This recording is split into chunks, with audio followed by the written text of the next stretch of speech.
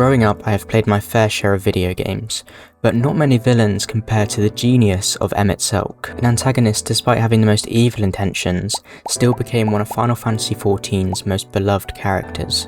But why? My name is Josh and today's Tuesday, and this week, using psychological studies, we'll be looking at 3 reasons why Emet Selch is the perfect villain. Number 1, a compelling backstory. Emet Selch is part of a former ancient civilization called Amarot, a utopia that collapsed due to a calamity that they couldn't avoid. He watched thousands of his friends and peers sacrifice themselves to a primal called Zodiac to save their people. However, there were conflicting ideas on how to save humanity. A figure called Vanar summoned a different primal called Hydaelyn, who defeated Zodiac, shattering the world and everyone into 14 shards, called the Sundering. Emet Selch managed to avoid the Sundering, but has spent the last 12,000 years trying to rejoin the broken shards to bring his people back, even if it means killing thousands of people. This backstory is explored in great detail throughout the game, allowing players to sympathise with what Emet Selch has lost. This method of creating empathy for a villain is supported by American literary critic Wayne Booth. In his book, The Rhetoric of Fiction, he wrote, "If an author wants intense sympathy for characters who do not have strong virtues to recommend them, then the psychic vividness of prolonged and deep inside views will help him." This essentially means that if the writer wants the audience to connect with the villain, they should display their inner thoughts and feelings in great detail. It's safe to say that the Square Enix writers do not hold back when it comes to sharing the backstory of the ancients, whether that would be Emet Selch's recreation of Amarot in Shadowbringers, or the trip back in time to Elpis in Endwalker. The player truly gets to understand the magnitude of what they lost.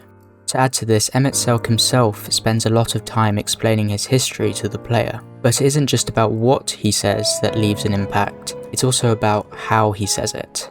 A further thing that players love about Emet Selch is his personality. Throughout the Shadowbringers DLC, despite being ultimately the villain, Emet Selch tags along with the heroes and even helps the Warrior of Light.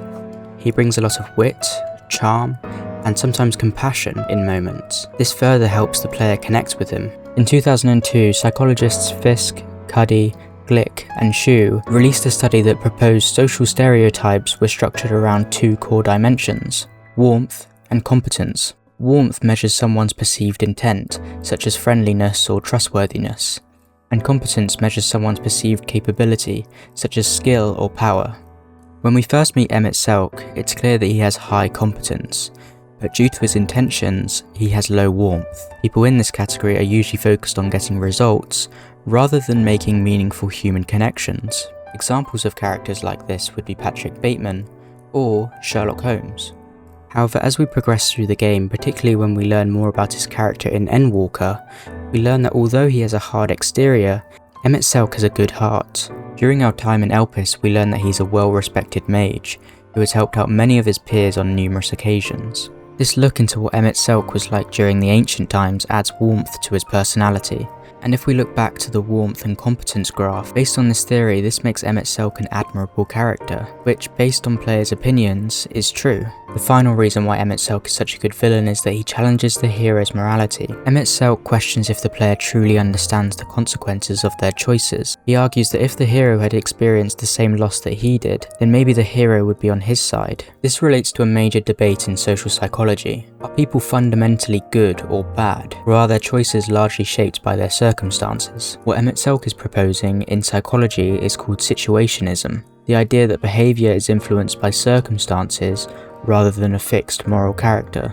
It makes him more admirable because it forces the player to really consider whether they are on the good side or not. It becomes apparent that in this case neither the heroes or the ancients are the bad side, they are just 2 sides with opposing views. It's also revealed that Emet Selch lost his memory, so his recollection of the Sundering was heavily skewed. With this in mind, I think it's wrong to completely forgive Emet Selch. His intentions still show he is a villain in this story, but his character in FF14 demonstrates the importance of putting ourselves into someone else's shoes.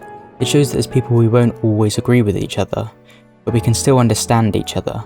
In the final mission of Endwalker, Emet Selch shows remorse for his actions, accepting that he was wrong, which again further reinforces people's love for this character. People who are able to admit when they are wrong are often highly respected. So there you have it, 3 reasons why Emet Selch is the perfect villain. This is a new YouTube channel where I post every week, so if you'd like to see more videos like this one, please consider liking and subscribing. But anyway, thank you for watching and I'll see you next Tuesday.